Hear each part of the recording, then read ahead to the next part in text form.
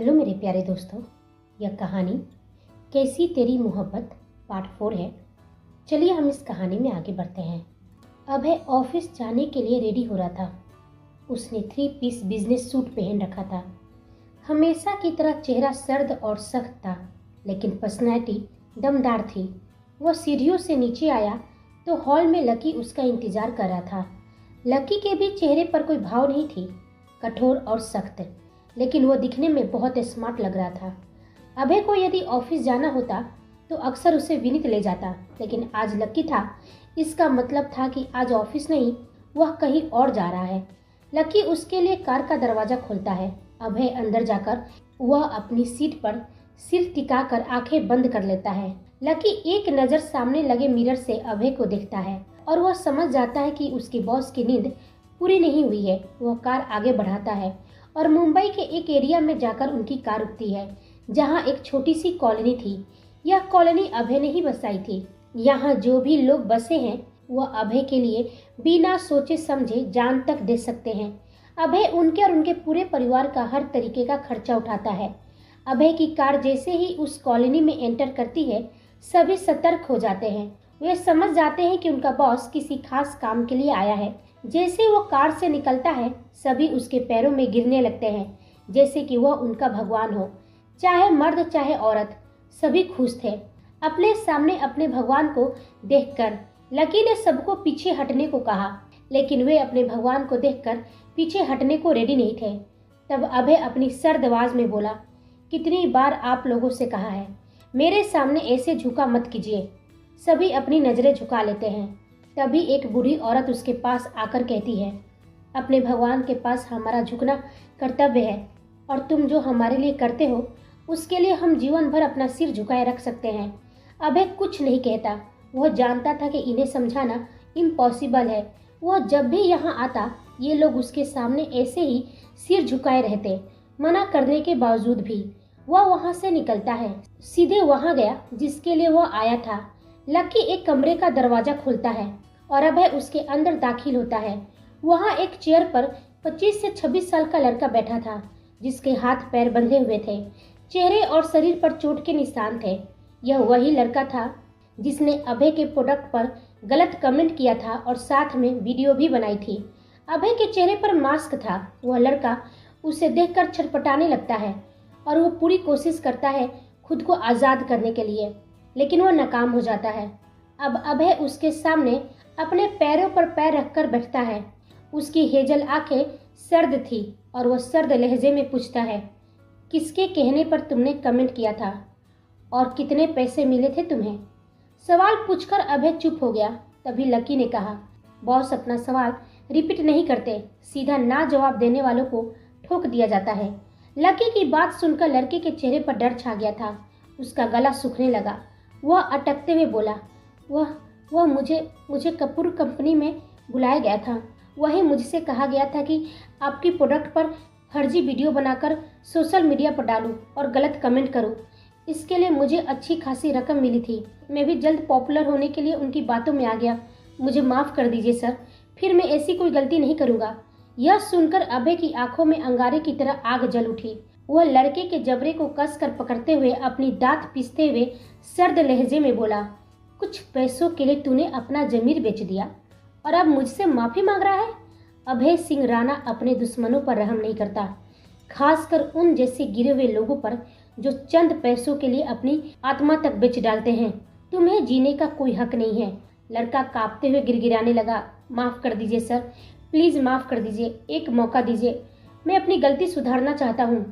अभय ने बिना एक शब्द कहे लकी को इशारा किया और वहां से बाहर निकल गया। उसके चेहरे पर अब भी गुस्से की झलक थी, लेकिन आंखों में गहराई कुछ और ही कह रही थी। लड़का जान की भीख मांग रहा था।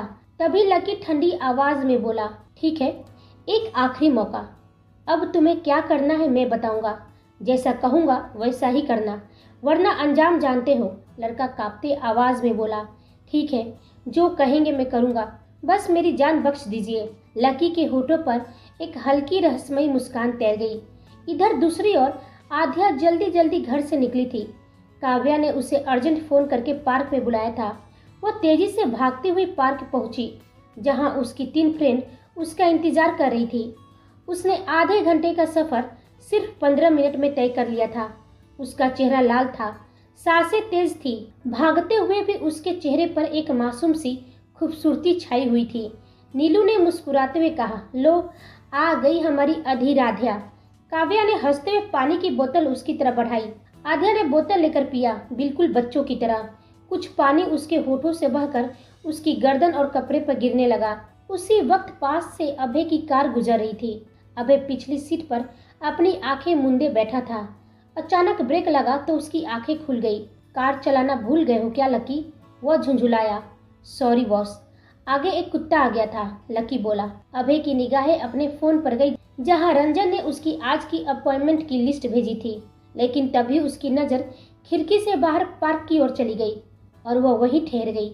आध्या को देखकर जैसे उसका वक्त थम गया हो और अभय की नजर वहीं ठहर गई। उसके चेहरे पर एक अलग सी मुस्कान तैर गई थी, जिसमें राहत भी थी और एक गहरी चाहत भी। उसने अपनी आंखें धीरे से मीच ली, जैसे किसी ख्वाहिश को दिल में कैद कर लिया हो। उसकी मुट्ठी कस गई थी, पर इस बार गुस्से से नहीं, एक अजीब सी बेचैनी से। लकी ने कार को आगे बढ़ाया। वह सामने मिरर से अभय के चेहरे को नोटिस कर लिया था। वह मुस्कुराते हुए पूछा, आपको पसंद है क्या बॉस? कौन? अभय अपनी मोबाइल देखते हुए पूछा। लकी बोला, वही जिससे आपकी नजरें नहीं हट रही थी। अभय उसे घूर कर देखा तो लकी की मुस्कुराहट और लंबी हो गई, क्योंकि लकी अभय के लिए उसका भाई जैसा ही था, शायद उससे भी बढ़कर। अभय शायद ही उस पर कभी गुस्सा करता। वह जो चाहे जैसा चाहे अभय से कोई भी बात पूछ सकता था और कह सकता था। कुछ खास नहीं, अभय ने यूं ही यह बात अपने मुंह से कह तो दिया था, लेकिन दिल इस बात को मानने को रेडी नहीं था। लकी अपने मन में सोचता है, बहुत खास है बॉस, वरना मुझसे बेहतर आपको कौन जानता है। आपकी नज़र यूं ही किसी पर नहीं ठहरती, और जिस पर ठहरती है या तो उसे बर्बाद करने के लिए या मेहरबान होने के लिए। अभय उसी वक्त रंजन को कॉल लगाया। रंजन, 4th अपॉइंटमेंट को फर्स्ट के साथ एक्सचेंज कर दो। रंजन थोड़ा अचंभित होकर पूछा, सर क्या आप? अभी वो कुछ पूछता, अभय ने ठंडी आवाज में कहा, बस कर दो। वह फोन रखते ही फिर अपना सिर टिकाकर आंखें बंद कर लेता है। क्या? आध्या इधर हक्की बक्की रह गई थी। जी हाँ, तुमने बिल्कुल सही सुना। अभय सिंह राणा के साथ आज की अपॉइंटमेंट फिक्स हुई है। काव्या की आंखों में खुशी की चमक थी। बहुत मुश्किल से जैसे तैसे जुगाड़ लगाए हैं यार, तब जाकर मिला है। अब चलकर उनसे रिक्वेस्ट करेंगे कि हमारी जॉब हमें वापस दे दे। शायद वो मान जाए। शायद। ऐसा कुछ नहीं होने वाला है काव्या। जो इंसान बिना वजह हमारी नौकरी छीन सकता है, वो भला हमारी रिक्वेस्ट पर क्यों पिघलेगा? उस इंसान का दिल दिल नहीं, पत्थर है। इन अमीरों का भी अजीब सलीका है, अपनी ताकत और शौकत हमेशा कमजोरों पर ही आजमाते हैं। आध्या ने तंज कसा। नीलू ने धीमे स्वर में कहा, कोशिश तो कर सकते हैं यार, क्या पता किस्मत पलट जाए। अगर किसी और कंपनी में जॉब ढूंढने निकले भी तो ना सैलरी पक्की है और ना काम का भरोसा। काव्या ने भी उम्मीद से कहा, अगर अभय सिंह राणा हमारे बॉस को उनका शेयर वापस कर दे तो हमारे बॉस हमें दोबारा जॉब पर रख लेंगे, वो भी एक अच्छी सैलरी के साथ। उनकी बात सुनकर आध्या का चेहरा एक पल को सख्त हो गया। उसे कल का इंसिडेंट याद आ गया। आई एम सॉरी यार, आध्या ने टूटे स्वर में कहा, इस बार मैं तुम तीनों का साथ नहीं दे सकती। मैं नहीं जाऊंगी वापस उस कंपनी में जहां जाकर मुझे खुद से ही नजरें चुरानी पड़े। मैं किसी भी कंपनी में कम सैलरी में काम कर लूंगी, लेकिन वापस वहां नहीं जाऊंगी। तीनों सहेलियां उसकी हालत को समझ रही थी। काव्या ने उसका हाथ थामते हुए कहा, ठीक है आध्या, हम तुम्हें फोर्स नहीं करेंगे और तुम्हें माफ़ी मांगने की भी जरूरत नहीं है। तीनों उसे गले लगा लेती है। अब हमें चलना होगा, तुम यहीं रुको, हम लौटकर मिलते हैं।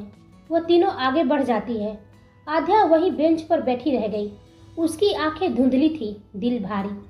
उसने मना तो कर दिया था, लेकिन अब आगे क्या, कहाँ और कैसे जॉब ढूंढेगी? वो खुद को एक अनजाने खालीपन में महसूस कर रही थी। वक्त जैसे थम गया था। 1 घंटा यूं ही बीत गया। 1 घंटे बाद आध्या बैठी बैठी बोर हो चुकी थी। तभी उसकी नज़र सामने से आती अपनी तीनों सहेलियां काव्या, आरती और नीलू पर पड़ी। उनके आते ही आध्या के चेहरे पर एक पल को मुस्कान दौड़ गई, लेकिन अगले ही पल वो मुस्कान फीकी पड़ गई, क्योंकि वे तीनों के चेहरे बुझे हुए थे। वे चुपचाप आध्या के पास आकर बैठ गई। आध्या थोड़ी चिढ़ते हुए और थोड़ी अनजाने अंदाज में पूछी, क्या हुआ? तुम तीनों चुप क्यों हो? कोई कुछ बोलेगा? फिर खुद ही जैसे जवाब समझते हुए सिर हिलाई और बोली, जानती थी यही होगा। वह पत्थर दिल मिस्टर अभय सिंह राणा सिर्फ छीनना जानता है। मैंने तो पहले ही मना किया था कि मत जाओ उसके पास। अब कर ली ना अपनी इंसल्ट। आध्या झुंझुलाते हुए उठ खड़ी हुई। तभी काव्या ने धीमी स्वर में कहा, हमें उनकी कंपनी में जॉब करने का चांस मिलने वाला है। यह सुनते ही आध्या का मुंह खुला का खुला रह गया। क्या? उसे अपने कानों पर यकीन नहीं हो रहा था। उसे अपने कानों पर यकीन नहीं हुआ तो आरती ने कहा, अपना मुंह बंद कर ले पगली, वरना मच्छर चला जाएगा। मिला नहीं है, मिलने वाला है। तुम तीनों कहना क्या चाहती हो? कोई क्लियर क्यों नहीं बताता? आध्या अब थोड़ी परेशान और उलझी हुई लग रही थी। तभी उन तीनों ने 1 घंटे पहले का फ्लैशबैक। काव्या, नीलू और आरती राणा इंटरप्राइजेस की ऊंची सी बिल्डिंग के अंदर दाखिल होती है। बिल्डिंग और अंदर का नज़ारा देखकर तीनों की आंखें हैरानी से फटी रह जाती है। यह किसी सपने से कम नहीं था। यहाँ तक पहुँचने के लिए लोगों को कितनी मेहनत करनी पड़ती है। यहाँ जॉब करना हर किसी का सपना होता है। यहाँ की इंटरव्यू तो बहुत कम लोग ही क्रैक कर पाते हैं। काव्या का भाई यहाँ के कमिश्नर के पीए है और कमिश्नर की अभय से अच्छी दोस्ती है। उन्हीं के रिकमेंडेशन से उन्हें अभय का अपॉइंटमेंट मिला था। तीनों काफ़ी नर्वस थी। तभी आरती बोली, अरे यार, मुझे तो बहुत घबराहट हो रही है। आज तक इस बिल्डिंग को बाहर से ही देखा था, अंदर से देखकर खुशी कम डर ज़्यादा लग रहा है। काव्या बोली, घबराहट तो मुझे भी हो रही है, लेकिन हमें अपनी जॉब वापस चाहिए तो हिम्मत बनाए रखनी होगी। अभय अपने केबिन से अपने लैपटॉप से सब देख रहा था। उसके लैपटॉप से उसके पूरे ऑफिस का सीसीटीवी कैमरा कनेक्ट था और जब उसमें उसे आध्या नहीं दिखी तो उसे बहुत गुस्सा आया। उसने उनकी अपॉइंटमेंट 4th से 1st सिर्फ आध्या की वजह से ही शिफ्ट की थी, लेकिन वही वहाँ नहीं थी जिसकी दीदार के लिए वो बेताब हो रहा था। वेटिंग रूम में काव्या, आरती और नीलू वेट कर रहे थे। तभी वहाँ रंजन आता है और कहता है, आपकी अपॉइंटमेंट कैंसिल कर दी गई है, आप तीनों जा सकती है। यह सुनकर वे हैरान होते हुए पूछती है, लेकिन क्यों सर? देखिए, हमारा मिस्टर अभय सिंह राणा से मिलना बहुत ज़रूरी है। प्लीज़ ऐसा मत कीजिए, बहुत मुश्किल से हमें उनका अपॉइंटमेंट मिली है। रंजन ने कहा, यदि ऐसा है तो आप तीनों ही यहाँ क्यों आई हैं? वह कहाँ है? उन्हें कुछ समझ में नहीं आया तो सवालिया नज़र से एक दूसरे को देखने लगी। तो वो बोला, आपकी दोस्त, जब तक वो यहाँ आकर हमारे बॉस से माफ़ी नहीं मांगती, आप ना उनसे मिल सकती हैं और ना ही आपकी जॉब वापस मिलेगी। लेकिन हाँ, अगर वो आकर माफ़ी मांग लेती है तो आप तीनों को इस कंपनी में जॉब करने का मौका दिया जाएगा। यह कहकर रंजन वहाँ से चला जाता है।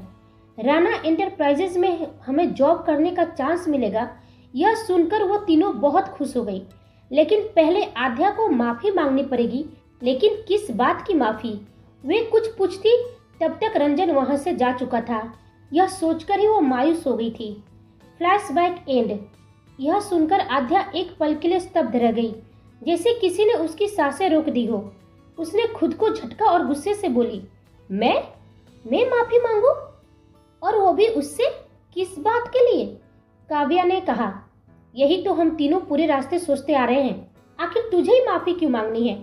ऐसा क्या किया तूने जो अभय सिंह राणा जैसे आदमी को तुझसे माफ़ी चाहिए? नीलू भी बोल पड़ी, आध्या, तू कहीं पहले मिल चुकी है क्या उनसे? कुछ पुराना तो नहीं? आध्या ने झुंझुलाकर जवाब दिया, नहीं ना, मैंने कभी उन्हें देखा है, ना जाना है, ना मिला है। तो फिर माफ़ी किस बात का यार? वो पल भर के लिए रुकी, फिर आंखें नीचे करके धीरे से बोली, यही सवाल तो मेरे मन में भी उठ रहे हैं। आखिर मैं ही क्यों? मैंने कुछ किया ही नहीं तो माफ़ी किस बात के लिए मांगू? आरती ने उसकी बात को आगे बढ़ाते हुए कहा, मुझे तो लगता है उस इंसान को जॉब वापस देनी ही नहीं है, इसलिए ऐसी शर्त रख दी जो पूरी हो ही ना सके। चारों सहेलियां सोचते ही चुप हो गई। वहीं दूसरी ओर एक 5 स्टार होटल के एक कमरे में आभा कपूर किसी से बात करी थी। वह सामने बैठी महिला वास्तव में अनुराधा सिंह राणा थी। अनुराधा पूछी, ऐसी भी क्या इमरजेंसी हो गई थी कि तुमने मुझे यहाँ मिलने बुला लिया?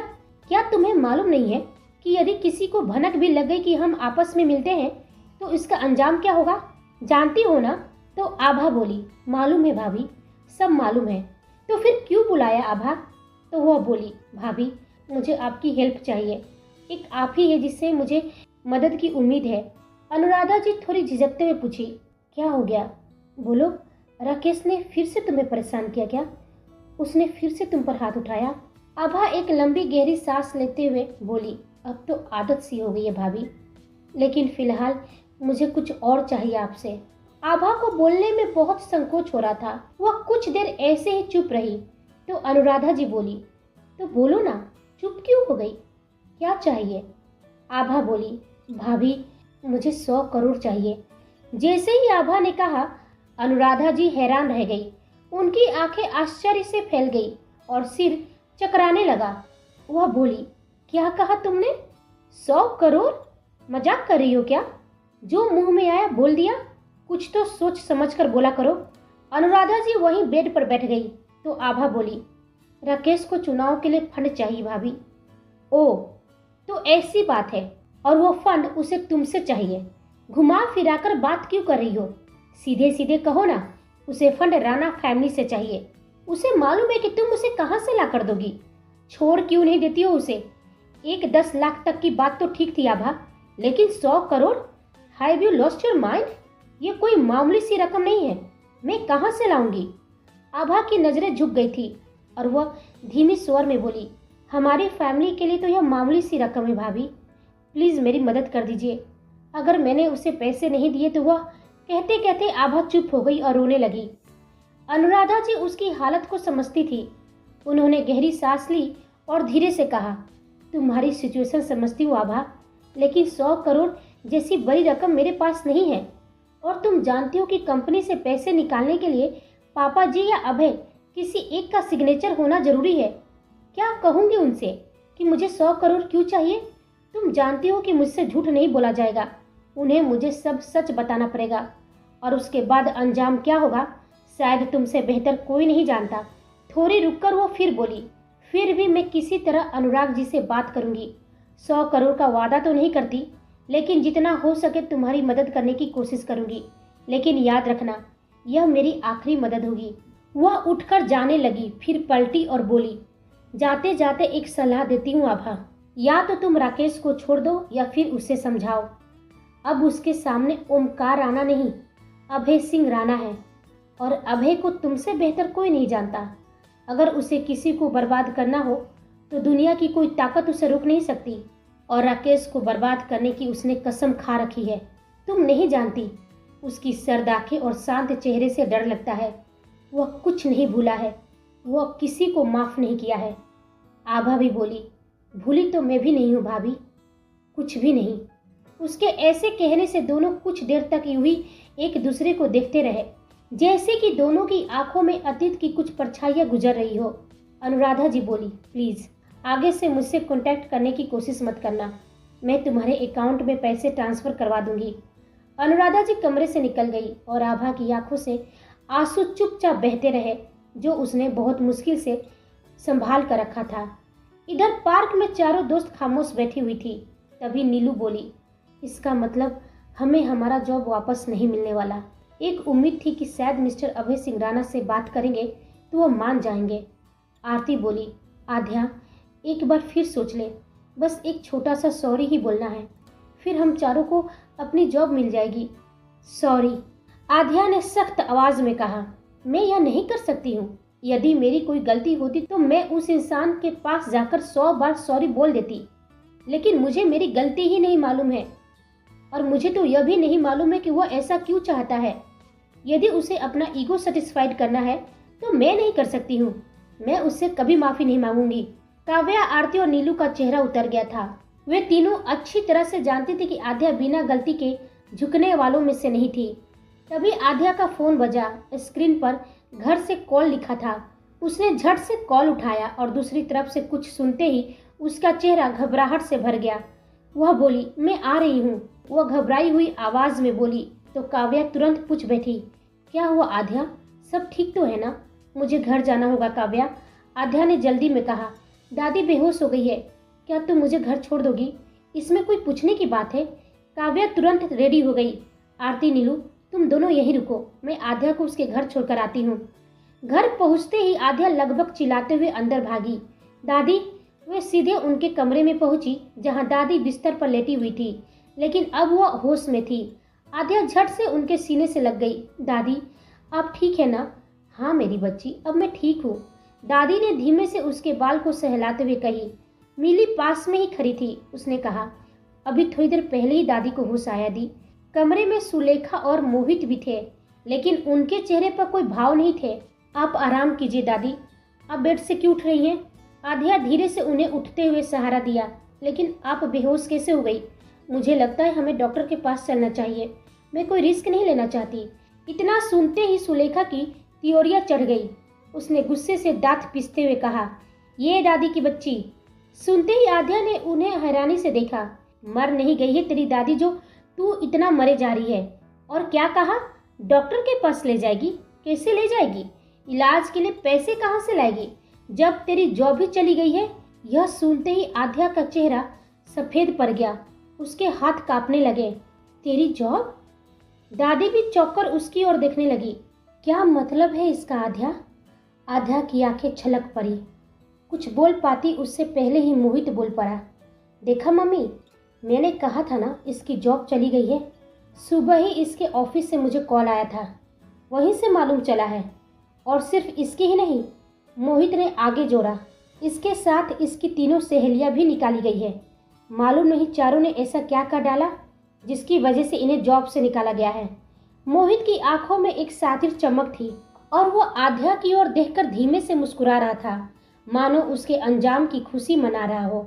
इधर दूसरी ओर अपने आलीशान ऑफिस की खामोशी में अभय अपनी बड़ी से चेयर पर बैठा हुआ था।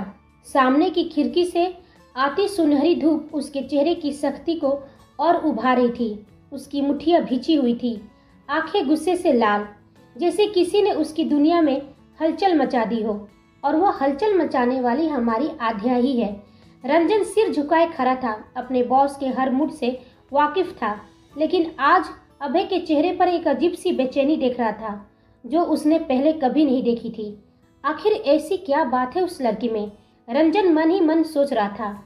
आज तक बॉस ने किसी लड़की को अपने करीब भी नहीं आने दिया, नजरों से तक देखने का हक किसी को नहीं दिया, और आज इन्हें पहली बार किसी लड़की के लिए इतना बेताब होते हुए देख रहा हूँ। कहीं इन्हें प्यार तो नहीं हो गया?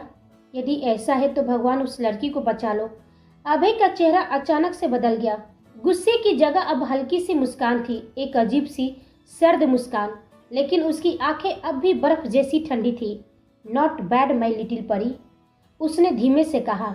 उसकी आवाज में अजीब सी ठंडक थी। तुमने मुझसे माफी मांगने से इनकार किया, गलती नहीं, तुमने तो गुनाह कर दिया। वह कुर्सी से उठकर खिड़की के पास गया और नीचे शहर को देखते हुए बोला, बहुत एटीट्यूड है ना तुम में, लेकिन जान लो मुझे एटीट्यूड से खेलने में बहुत मजा आता है, और तुम्हारे साथ तो और भी मजा आएगा। सॉरी, उसने हौले से हंसते हुए कहा। अब तुम खुद मुझसे सॉरी बोलने आओगी। एक बार नहीं, 1000 बार मांगनी होगी, वो भी बिना कोई गलती के। रंजन, वह बोला। जी बॉस, ऑर्डर कीजिए। उसके पुराने बॉस को फोन करो।